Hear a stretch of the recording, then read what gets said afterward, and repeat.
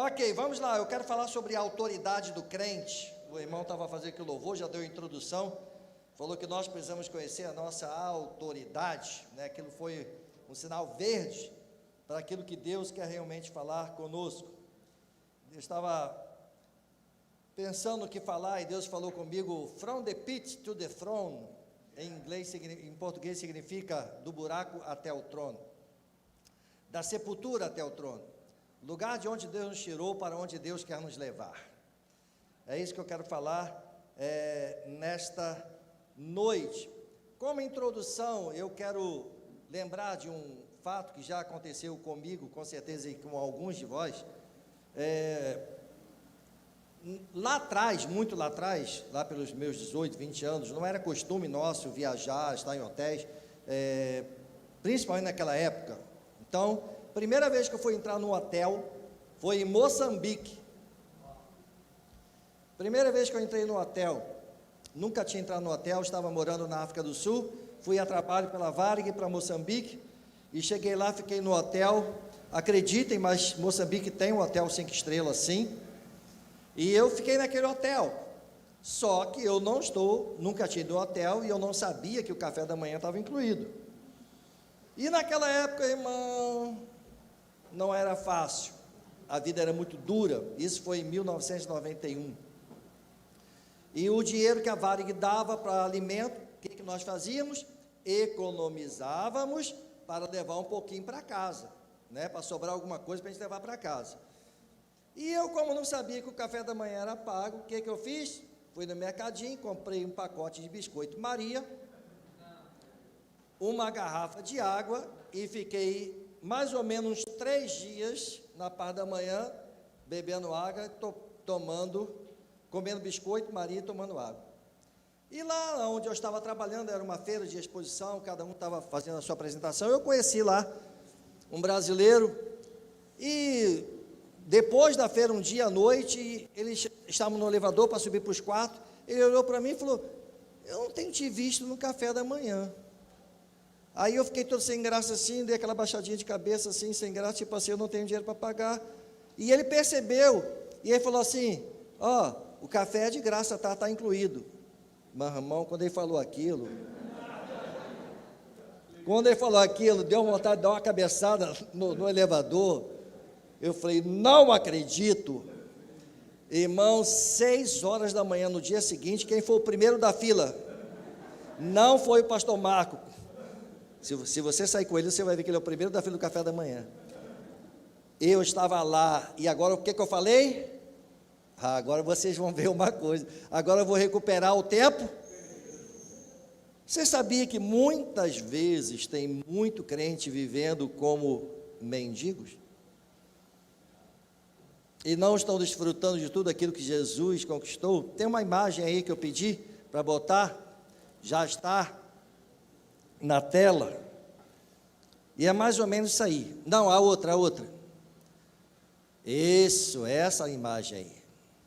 Tem muita gente que Deus chamou para ser esse aqui, mas está vivendo como aquele lá. Por quê? Porque não conhece seus direitos em Cristo Jesus. E hoje eu estava durante o dia fazendo uma visita, e Deus falou claramente comigo o trabalho de redenção que Deus fez. O que é redenção? O que, sabe, se você ler em qualquer lugar, fala, pô, aquele cara teve uma redenção. Redenção é você sair de uma posição de derrota para uma posição de completa vitória. Nós estávamos mortos em nossos delitos e pecados, e Ele nos deu vida, e nos deu autoridade. E é essa autoridade do crente que muita gente não conhece, e não tem vivido, não tem provado da sua herança em Cristo, porque não conhece. Eu quero ler com você Mateus capítulo 28, versículo 18. Bem, quem já me conhece sabe que vai ficar com a Bíblia aberta, que nós vamos ficar para lá, para cá, para lá, para cá. Então vamos lá, Mateus capítulo 28.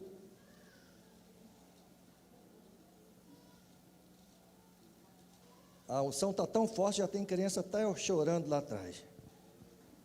Mateus capítulo 28. Jesus disse lá, no capítulo 28, versículo 18, Jesus, aproximando-se, falou-lhes, dizendo: toda a autoridade me foi dada no céu e na terra. Se Jesus tinha toda a autoridade, não sobrou nada para o diabo. Não sobrou nada para o diabo. Toda a autoridade estava nas mãos de Jesus. Ninguém pode dar o que não tem. Jesus só podia dar porque ele tinha toda a autoridade, então ele podia dar. Ninguém pode dar o que não tem. Então Jesus tinha autoridade para dar. E se você abrir em Mateus capítulo 10, Mateus capítulo 10, versículo 1, tendo chamado os seus 12 discípulos, deu-lhes Jesus a autoridade sobre espíritos imundos, confirmando a palavra que o irmão do louvor falou aqui. Jesus deu-lhes a autoridade sobre espíritos imundos para os expelir e para curar toda sorte de doença e enfermidade. Mateus capítulo 10, versículo 1. Então Jesus tinha toda a autoridade. E o que significa essa palavra autoridade?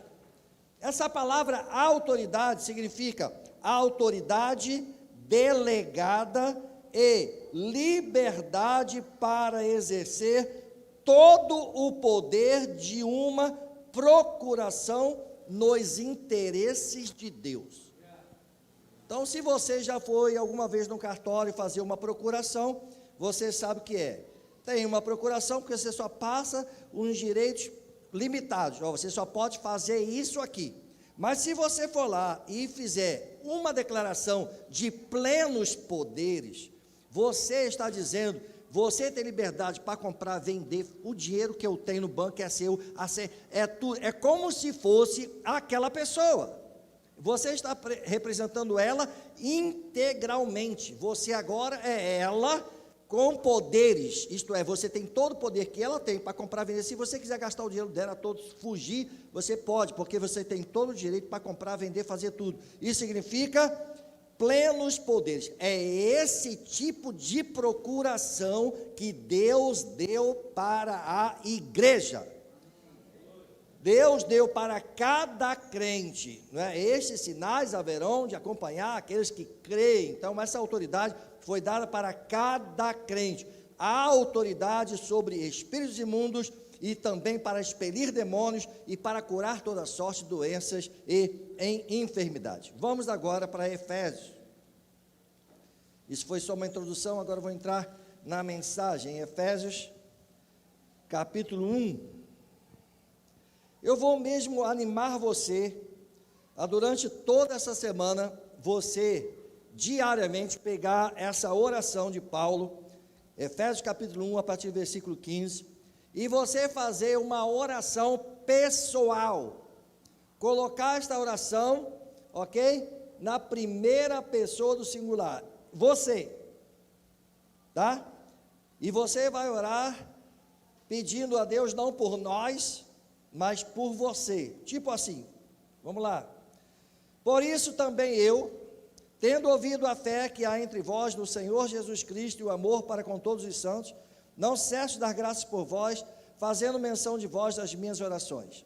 E aí ele começa a oração dizendo assim: para que o Deus de meu Senhor Jesus Cristo, agora eu estou te ensinando a orar, como você vai orar a partir de amanhã, ok? Você vai orar assim: para que o Deus nosso Senhor Jesus Cristo, o Deus do meu Senhor Jesus Cristo, o Pai da glória, me conceda a mim espírito de sabedoria e de revelação no pleno conhecimento dele. Então você vai fazer a oração pedindo para que Deus dê a você esse espírito chamado de sabedoria e de revelação no pleno conhecimento dele, iluminados os olhos do meu coração, para que eu saiba qual é a esperança do seu chamamento, qual a riqueza da glória da sua herança em mim, que já sou santo, e qual a suprema grandeza do seu poder para eu que creio, para mim, eu que creio, segundo a eficácia da força do seu poder, o qual exerceu ele em Cristo, ressuscitando-o dentre os mortos e fazendo-o sentar à sua direita nos lugares celestiais, acima de todo principado e potestade, e poder e domínio, e de todo nome que se possa referir, não só no presente século, mas também no vindouro. E pôs todas as coisas debaixo dos pés, e para ser o cabeça sobre todas as coisas, o deu, ou entregou Jesus para quem? Para a igreja, a qual é o seu corpo. A igreja é a plenitude daquele que a tudo enche em todas as coisas. Aleluia! Presta atenção, eu quero que você peça a Deus esse espírito de sabedoria e de revelação no pleno conhecimento dele. Ele começa a fazer a oração falando de fé e de amor. Deixa eu falar para você, fé e amor são apenas os passos iniciais de uma carreira cristã. Presta atenção no que ele vai falar a seguir. Ele começa falando de fé e amor, mas é apenas o passo inicial. Agora ele vai falar, eu quero que vocês tenham algo mais do que fé e amor. Vocês precisam de sabedoria, vocês precisam de revelação no pleno conhecimento dele. Se o seu destino é o trono, se você tem uma caminhada, os primeiros passos chama-se fé, porque sem fé é impossível agradar a Deus, e você precisa de amor, tem que amar a Deus sobre todas as coisas, amar o teu semelhante como a si mesmo, mas isso é apenas o passo inicial. Para chegar no Santo dos Santos, para chegar na intimidade do Senhor, você precisa de revelação, de sabedoria, no pleno conhecimento dele, para que Deus vos conceda espírito de sabedoria e revelação. Essa palavra revelação é percepção clara para aplicar sabedoria. Olha bem, a revelação é uma percepção clara para você poder aplicar a sabedoria. Tem muita gente que tem sabedoria, mas não aplica. Vou repetir, tem muita gente por aí, inteligente ou sábia, que é drogada, que está afundada em vícios. Tem muita gente aí que é sábia e está na cadeia. Tem muita gente aí formada, com diplomas, com faculdade, com isso e aquilo, e está como aquele mendigo que está ali no chão. Quem está entendendo o que eu estou falando? Então, sabedoria é uma coisa, agora aplicar, viver, se comportar com sabedoria é outra coisa. E aí você vai precisar de quê? Dessa percepção clara para aplicar, para conseguir viver sabedoria. Por isso que eu falei, olha como é importante pedir a Deus sabedoria. Foi isso que Salomão pediu? Salomão pediu, Senhor, me dá sabedoria. Deus deu para ele sabedoria, não foi? Foi. Ele usou sabedoria? Usou. Mas depois usou sabedoria para o mal. Quem está entendendo? Você está vendo? A sabedoria é importante, ultra mega importante, que está mandando, mas não precisamos só de sabedoria, precisamos de uma percepção clara para saber aplicar e viver e se comportar de acordo com a sabedoria recebida. Quem está entendendo? E ele fala, para quê? Ele fala, você vai ter espírito de sabedoria e de revelação no pleno conhecimento de Deus, isto é, para conhecer Deus plenamente, não apenas superficialmente. Tem muita gente que tem um conhecimento muito raso de Deus, por isso vive como aquele mendigo que está caído ali, não consegue reinar em vida, não consegue ter uma posição de trono. E aí ele continua assim, ó, para que o Deus nosso Senhor vos conceda espírito de sabedoria, versículo 18, iluminados, o quê? Os olhos do vosso coração. Você amanhã vai ler, iluminados os olhos do meu coração. Tem uma versão que diz, do meu entendimento. Essa palavra iluminados, ela fala de esclarecidos, trazer luz para a sabedoria que você tem, para a percepção que você tem. Você precisa de luz para poder compreender Deus perfeitamente. Lâmpada para os meus pés, é a tua palavra, e luz para os meus caminhos. E ele continua: iluminados os olhos do vosso coração, para saberdes qual é a esperança do seu chamado. O que Deus chamou você para fazer. Como que você vai conseguir isso? Através do Espírito de sabedoria, através do Espírito de revelação e do pleno conhecimento de Deus. Tem muita gente que diz: isso aí eu não consigo saber qual é o meu chamado. Você está gastando tempo diante de Deus? Está gastando tempo no secreto com o Pai? Está gastando tempo com a palavra? Porque se Deus é Pai, Deus vai falar com você, querido. Se Ele é teu Pai, Ele vai falar com você, e Ele vai falar sobre o propósito que Ele tem na sua vida, Ele vai falar sobre os dons dEle na sua vida, sobre os talentos que Ele quer depositar na sua vida, para que você viva para a glória dEle. Então você vai precisar dos olhos do seu entendimento iluminados. Para quê? Aí diz assim: para saberdes qual é a esperança do seu chamamento, e qual a riqueza da glória da sua herança nos santos. Bem, vou falar bem devagarinho para poder entrar aí na sua cachola. Vamos lá. Qual a riqueza? Todo mundo entende a palavra riqueza? Riqueza da glória da sua herança. Eu comecei falando sobre herança, não foi? Aquele moço, isso, deixa aí, quando fizer assim, está ali atrás. Aquele moço que está caído no chão, ele poderia ter uma herança e não saber que tem, e viver como mendigo, né? Recentemente foi descoberto um mendigo nos Estados Unidos, e ele morreu, e ele tinha uma pochete guardada por trás da camisa dele, tinha ali dentro $23 mil, e ele morreu de frio e de fome, de inanição. Pessoas às vezes têm uma grande riqueza, mas não conseguem desfrutar porque não conhece a sua herança. Em outras palavras, essa palavra glória, que eu falo aí, a riqueza da sua glória, essa palavra glória fala do brilho de Deus, do esplendor de Deus, o brilho de Deus entrando nas suas trevas, entrando na sua falta de entendimento e trazendo clareza, trazendo percepção. Então a palavra brilho a palavra glória fala do brilho do Senhor e do esplendor. Numa outra tradução diz: quão rica é a gloriosa herança de Deus nos santos, isto é, dentro dos santos, e nós somos os santos. Todos nós aqui já fomos santificados, ou separados, ou redimidos, ou comprados, somos novas criaturas em Cristo Jesus.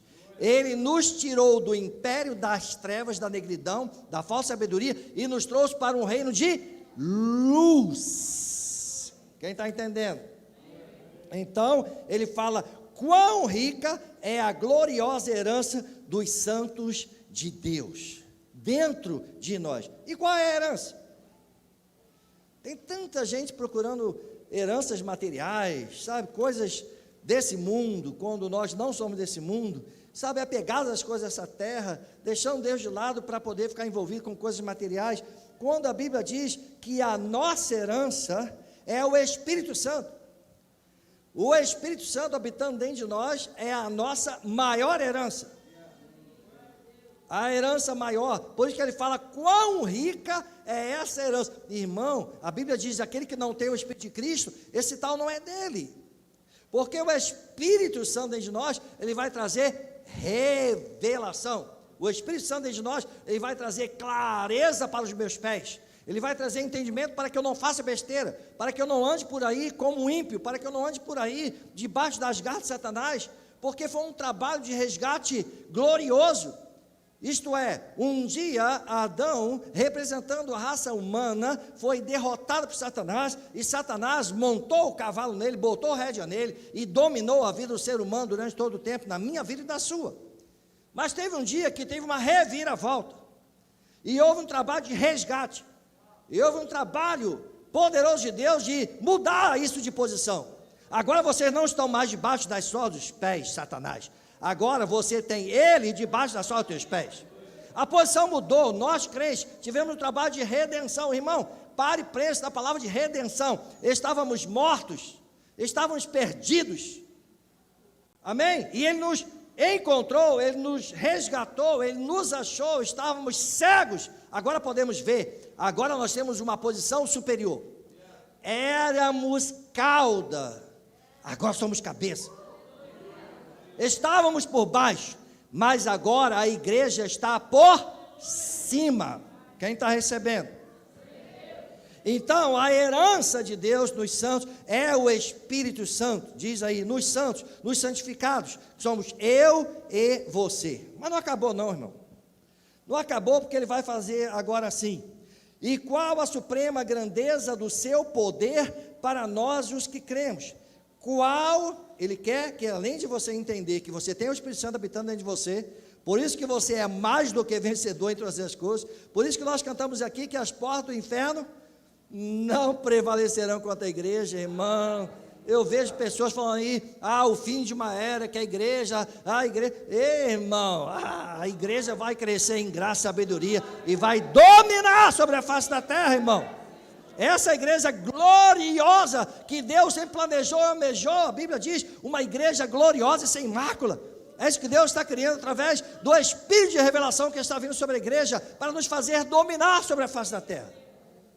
Tem a autoridade, vamos lá, continuando, versículo 19, e qual a suprema, meu Deus, isso aqui é muito forte, e qual a suprema grandeza do seu poder para nós, eu e você, nós que cremos, segundo a eficácia da força do seu poder. Está ficando quente, irmão, já vou tirar esse casaco, já que está ficando quente o negócio aqui.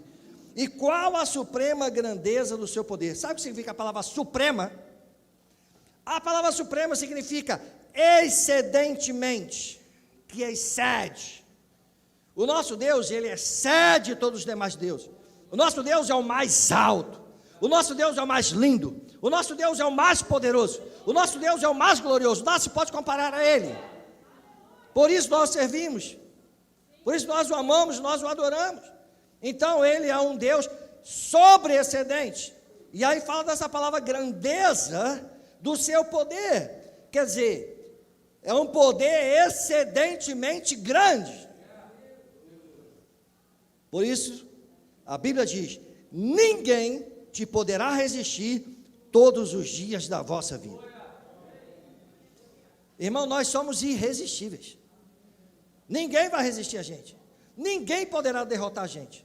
Nenhum gigante jamais prevaleceu na Bíblia contra a igreja, contra os filhos de Deus. Nenhum gigante que se levanta contra a minha vida e a sua vida vai ficar de pé. Olha onde você esteve um dia, olha onde você está hoje.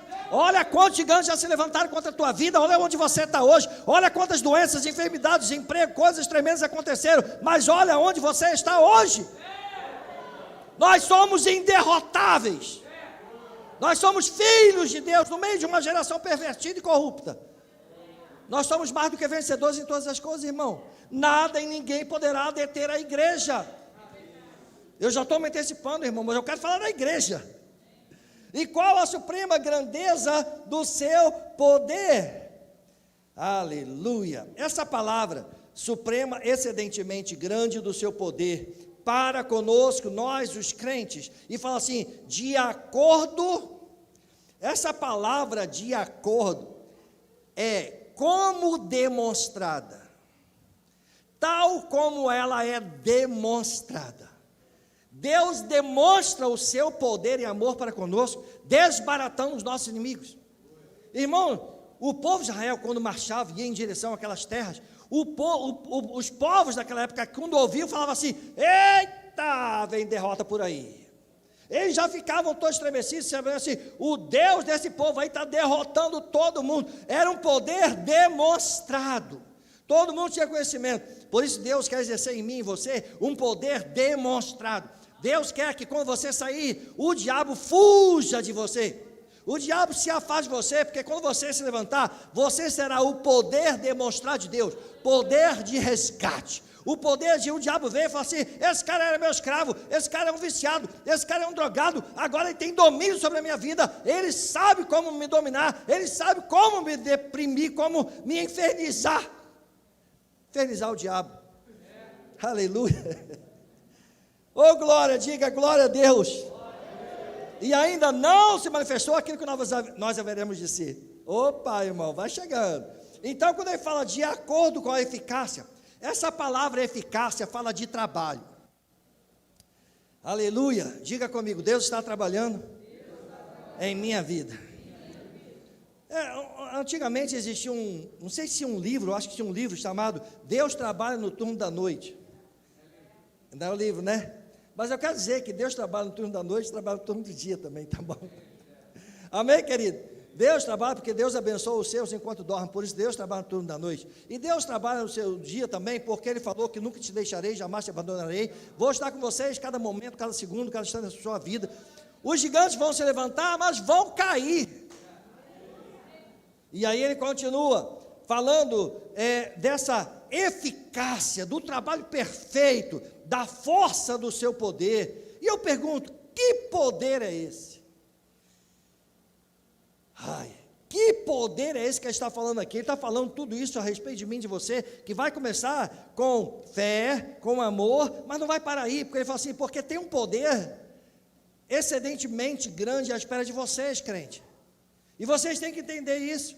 Você tem que entender qual é a eficácia da força do seu poder. Aí eu pergunto, que poder é esse?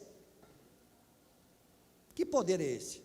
E ele responde imediatamente o versículo seguinte, dizendo, este poder exerceu ele em Cristo, e a resposta vem, ressuscitando-o dentre os mortos.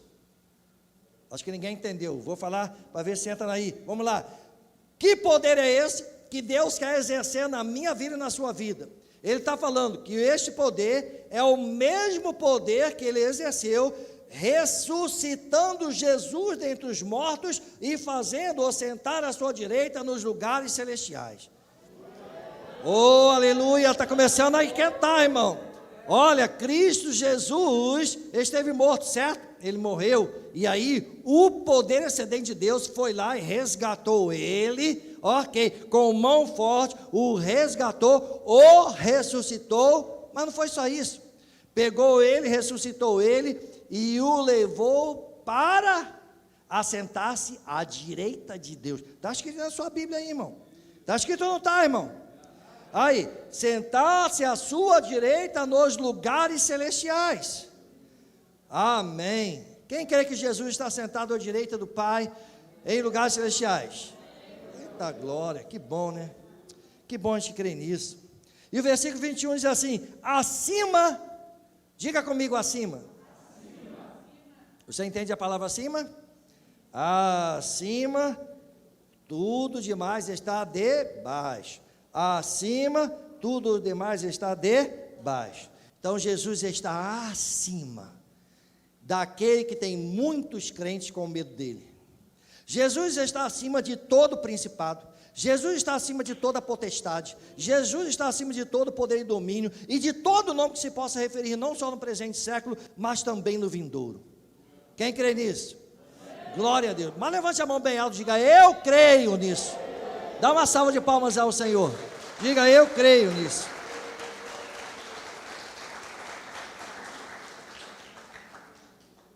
Pastor até agora não pregou nenhuma revelação. Não vi nada demais aí, pastor. Eu creio em tudo isso que você falou. Maravilha. Versículo 22. E pôs todas as coisas debaixo dos pés. Pés de quem? Pés de Jesus ou pés da igreja? Já vou te responder. E para ser o cabeça sobre todas as coisas, Deus o entregou para ser o cabeça da igreja. Diga, cabeça da igreja. A qual é o seu corpo? Diga, a igreja é o corpo de Cristo. Ok? A plenitude daquele Deus que enche todas as coisas. Então é Deus que enche todas as coisas, tanto a cabeça quanto o corpo. Você por acaso já viu ali, passando pela rua, alguma cabeça sem corpo? Quem já viu? Não, nem que você quisesse. Você já viu andando por ali fora algum corpo sem cabeça? Diga comigo não. Então vamos lá. Cabeça não existe sem corpo, corpo não existe sem cabeça. O cabeça e o corpo são um. O cabeça, que é Cristo, ele é um com a igreja. Está vendo aqui a minha cabeça? O meu corpo são um. Minha cabeça não pode ir a lugares e o meu corpo ficar em outro. O corpo não pode fazer aquilo que lhe apraz, quiser fazer outras coisas, porque ele depende do cabeça. Então não existe corpo sem cabeça, não existe cabeça sem corpo. Eu estou mostrando para vocês sobre unidade entre Cristo e a igreja. É certo eu dizer que onde o cabeça vai, o corpo vai atrás? Ou vai junto? Sim ou não? O cabeça pode ir a algum lugar onde o corpo não vai? Onde a minha cabeça vai, o corpo vai atrás, vai junto. Então, a Bíblia está dizendo que Cristo foi elevado como cabeça a assentar-se à direita de Deus em lugares celestiais. E o corpo? Foi junto ou ficou fora dessa? Está vendo como vocês demoram a responder? Porque você está dizendo, não, eu não acredito. Jesus foi, eu não. Então vamos ler o capítulo 2, versículo 1. Ele vos deu vida, estando nós mortos nos nossos delitos e pecados, nos quais andastes outrora segundo o curso deste mundo, segundo o príncipe da potestade do ar, do espírito que agora atua nos filhos da desobediência, entre os quais também todos nós andamos em outros tempos, outrora, seguindo as inclinações da nossa carne, fazendo a vontade da nossa carne dos pensamentos, e éramos, por natureza, filhos da ira, como também os demais.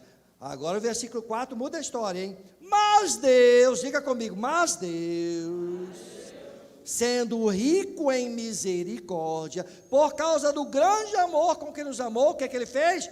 E estando nós mortos em nossos delitos e pecados, ele nos deu vida, a mesma qualidade de vida que estava em Cristo Jesus, juntamente com ele, com Cristo, pela graça sois salvos. E o versículo 6, na minha Bíblia, diz assim: e juntamente com ele, com Cristo, diz aqui a minha Bíblia, ele me ressuscitou, a mim e você, e me fez assentar nos lugares celestiais em Cristo Jesus. Posicionalmente falando, Jesus, quando ressuscitou, ele nos levou como igreja para herdar a mesma posição que ele. Por isso que ele falou, vocês vão fazer obras maiores que a dele, porque toda a autoridade que eu tinha, eu passei para vocês. Então, vocês são continuação. O que eu quero dizer é, que hoje, o cabeça não faz nada na face da terra, se não for por meio do corpo. Não existe cabeça sem corpo. Você não pode botar sua cabeça em casa e falar, corpo, vai lá fazer compra.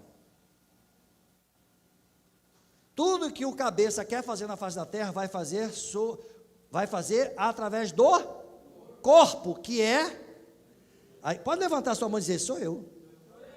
Fala assim, sou eu. Eu sou o corpo de Cristo, eu sou igreja. Eu faço parte do corpo de Cristo. Ele é o cabeça da minha vida. Ele dá as ordens, eu somente obedeço. Quem está entendendo, irmão? Ainda tem tempo ainda? Bota a segunda imagem aí para mim, por favor. Nós temos cantado um hino muito recente, que tem me feito pensar uma coisa. Que o hino diz que o melhor lugar para se estar é aos pés da cruz. Não é isso? Estão cantando já aqui esse hino? Eu quero estar aos pés da cruz, o melhor lugar para estar é aos pés da cruz. De joelhos aos pés da cruz. Posso ir além. O melhor lugar para se estar é aos pés, né? Eu estava perguntando, Deus, o melhor lugar para o crente estar é aos pés da cruz? Então vamos lá, vamos analisar isso aqui. Todo mundo conhece a respeito do tabernáculo, né? Não. Pela resposta, pelo silêncio, não. Irmão, o tabernáculo de Moisés era... Isso aqui é um resumo, tá? Do que as peças do tabernáculo de Moisés. Tudo que foi escrito no Velho Testamento era a sombra das realidades que haveriam de vir.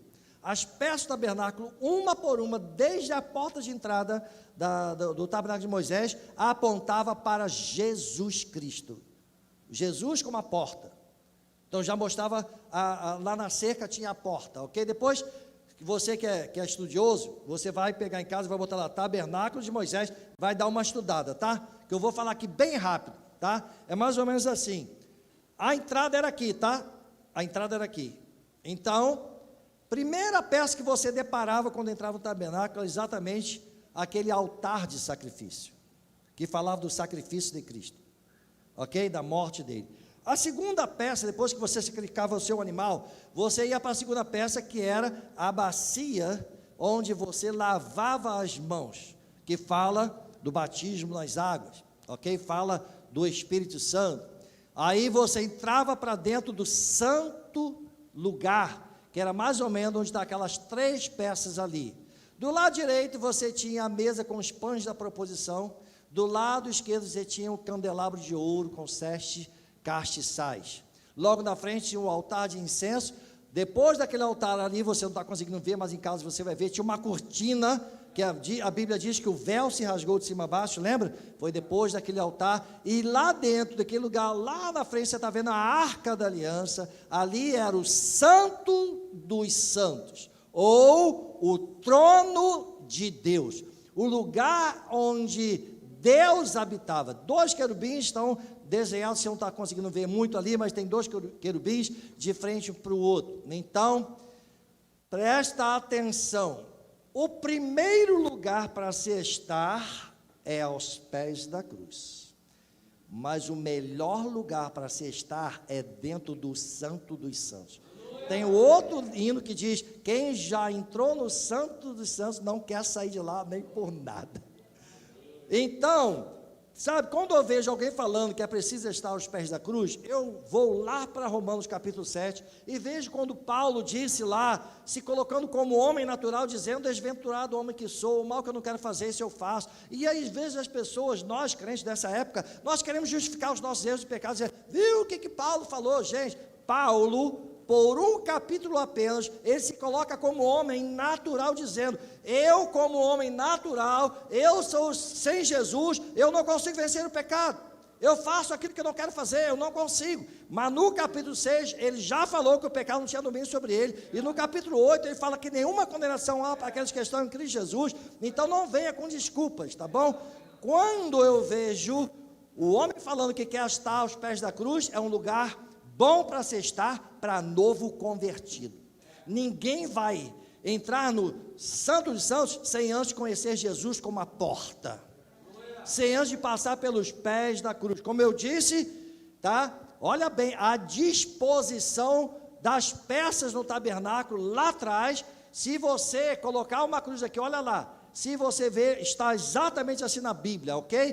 Que era esse o desenho, então era uma sombra do sofrimento de Cristo, era uma sombra da cruz que Jesus haveria de levar, ok? Mas presta atenção, estar aos pés da cruz não é para cristão maduro, é o primeiro passo. Quando você tem um primeiro passo ao se aproximar de Jesus, porque, irmão, estar aos pés da cruz é símbolo de humilhação, sim ou não? Mas eu já fui humilhado, você também, eu já me humilhei. Agora é tempo de exaltação. Quem está pegando aí? Tem muito crente aí com uma falsa modéstia, que quer ficar humilhado aos pés da cruz, vai ficar ali, não vai conseguir reinar em vida. Você tem que sair dos pés da cruz e começar a andar e ver Jesus como seu sacrifício perfeito, passar pelas águas do batismo, ter os seus pecados purificados. Depois você tem que provar de Jesus como o pão da vida. Depois você tem que provar de Jesus como a luz do mundo, que fala do candelabro. Depois você, com adoração que você participou aqui, você vai entrar para dentro do Santo dos Santos, e ali você vai reinar em vida. Você sabe por que tem muito crente que não está reinando em vida? Porque continua aos pés da cruz, continua no portão, continua na porta, só conhece Jesus como aquele que é a porta.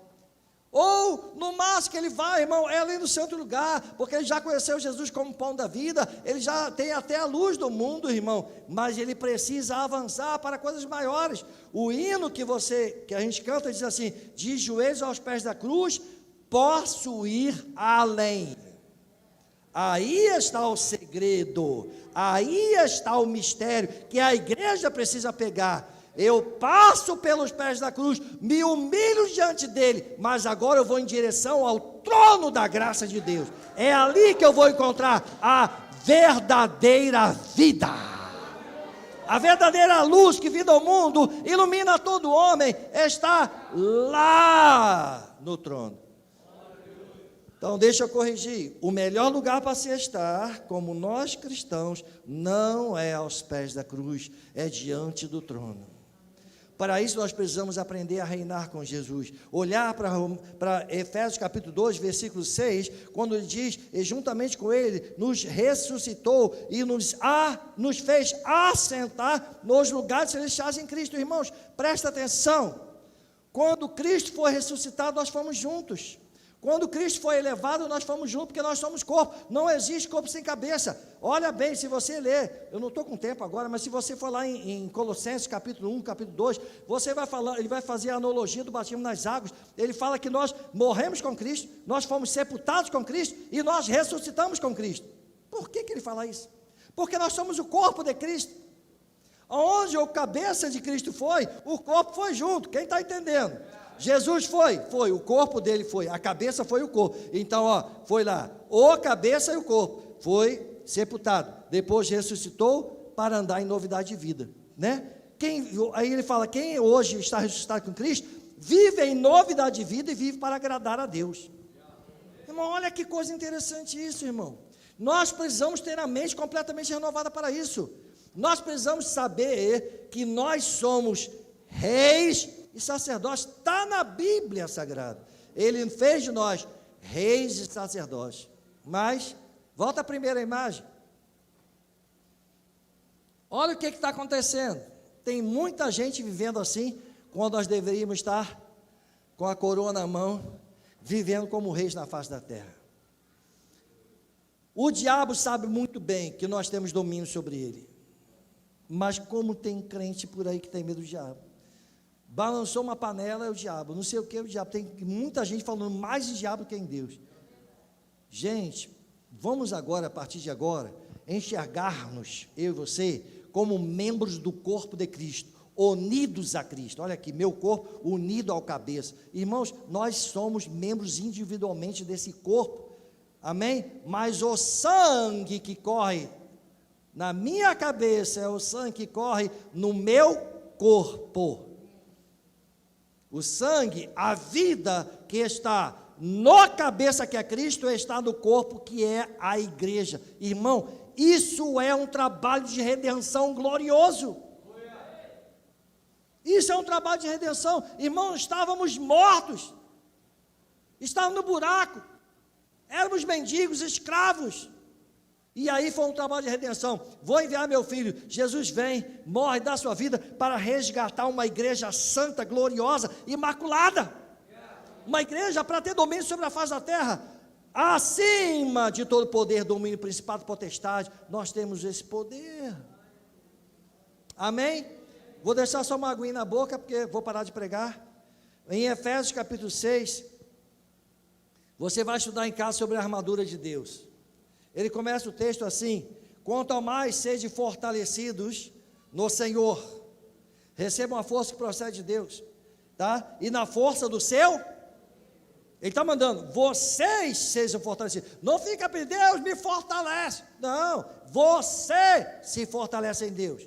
Você que é fortalecido, como? Através da oração, da busca, da intimidade, parar o seu corre-corre, parar o seu dia a dia, entrar no Santo dos Santos, que é o seu quarto hoje, entra lá no secreto do teu quarto, faz aquele quarto um altar de intimidade e comunhão com Deus, para que você possa levar aquela vida de intimidade do secreto para o trabalho, para a faculdade, onde quer que você esteja, para que as pessoas vejam você uma posição de autoridade, que você demonstre quem você é em Cristo Jesus, não uma posição de miserável, derrotado, de mendigo, mas como tem crente mendigando por aí, Como tem crente de pires na mão, sabe? Pelo amor de mim, dá Jesus. Cara, nós somos reis sacerdotes, estamos assentados com Ele. Tudo que ligarmos na terra será ligado no céu. Nós somos filhos de um Deus vivo, eterno, todo poderoso. Se você pedisse alguma coisa que se porventura não tivesse, ele estalaria o dedo e diria, haja, e as coisas viriam a existir. Só que ele tem todas as coisas que você precisa é aprender a tomar posse como filho de Deus, dizer, eu sou filho de Deus, não vou viver mendigando pão. Esse negócio de mendigar o pão é para gente que não conhece a Deus, que não tem espírito de sabedoria e de revelação. Eu sou filho de Deus e vou reinar sobre a face da terra, vou ter poder e autoridade sobre principados e potestades, e todo o poder do diabo. É isso que está escrito aí. Revestivos de toda a armadura de Deus, para poder ficar firmes contra esse lado do diabo, porque a nossa luta não é contra o sangue e a carne, e sim contra principados e potestades, contra os dominadores deste mundo tenebroso, contra as forças espirituais do mal, nas regiões celestes. Portanto, tomai toda a armadura de Deus, para que possais resistir no dia mal, e depois de teres vencido tudo, e depois de teres vencido tudo, porque com certeza vocês vão vencer tudo, tudo que se levantar contra você, doença, tudo que se levantar contra você, você vai vencer, e depois de teres vencido tudo, vocês vão permanecer inabaláveis. Só que alguns crentes, eles não entendem essa palavra resistir. Eles acham que a palavra resistir é assim, resistir ao diabo. O diabo faz, e você sai correndo. Não, irmão, essa palavra resistir significa fazer uma força contrária. Percebeu aqui? Botou o pé lá e você faz uma força contrária, empurrando o diabo para trás, porque a Bíblia diz que ele virá contra ti por um caminho, mas vai vazar por 7 caminhos. Pode ter certeza que o diabo tem pavor de você, irmão. O diabo tem pavor de crente. O diabo tem pavor de crente que sabe que é em Cristo Jesus, Senhor. Porque o diabo trabalha no medo. O diabo se alimenta, a comida principal do diabo, ele se alimenta de medo. Mas nós não recebemos espírito de medo. Deus não vos deu espírito de medo. Deus vos deu o espírito de poder, o poder que ressuscitou Jesus dentre os mortos. Irmão, para e peça isso aí, irmão. Sabe o que é a morte? E tem um poder para tirar o cara das garras da morte, dizer, morte, sai de lado, porque isso aí não te pertence, que é meu. E ele traz de volta a vida, irmão. Esse mesmo poder que ressuscitou a Jesus dentre os mortos, vivificará também os vossos corpos mortais. Olha aí, irmão. Quando nós temos essa revelação de que o Espírito Santo habita em nós, que ele é a herança de Deus, nós podemos ir a lugares de muito longe. Esse é o desejo do meu coração, que cada crente espalhado nesse mundo tenha essa revelação, esse Espírito de sabedoria e revelação, para poder demonstrar isso à humanidade, e em qualquer lugar que você esteja, isso, não vai acontecer não. Eu sou mais do que vencedor. Que não sei o que tem um ladrão ali que está dando tiro ali. Eu sou mais do que vencedor. Eu já contei para você, eu já passei por 9 assaltos. 9 assaltos no querido Rio de Janeiro. De lá eu não saio, eu amo aquele lugar. Amém? E alguns desses bandidos já se converteram, já estão servindo a Jesus. Amém, querido? Então, querido, quando eu vejo o inimigo se levantar contra a minha vida, eu sei que eu sou mais do que vencedor.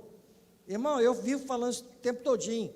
Mas o dia que o cara apontou a arma assim, botou ela apontada, eu olhei dentro daquele buraquinho da arma. Falei, Jesus, não deixa essa bala sair não. Eu tive uma reação muito engraçada naquela hora. Eu olhei para aquele buraquinho assim, ele apontando a arma para mim. Falei, Jesus, não deixa essa bala sair não. Aí mandei a minha arma para cima dele. Eu puxei assim, mandei a minha, ó. Essa aqui é uma arma, irmão. Em nome de Jesus, me deixa em paz.